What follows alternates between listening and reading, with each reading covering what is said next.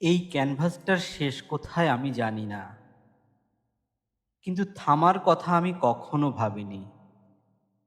রং দিচ্ছি একটার উপর আরেকটা লেয়ার, আবার দিচ্ছি, আবার মুছছি।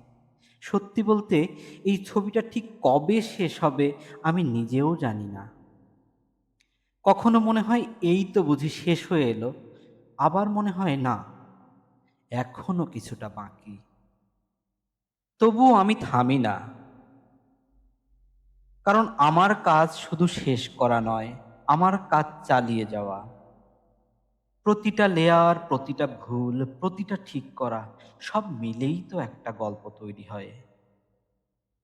হয়তো শেষটা আমি জানি না, কিন্তু আমি জানি আমি থামবো না। কারণ এই ক্যানভাসটা শুধু একটা ছবি নয়, এটা আমার ধৈর্য, আমার সময় আর আমার নিজের সাথেই একটা লড়াই।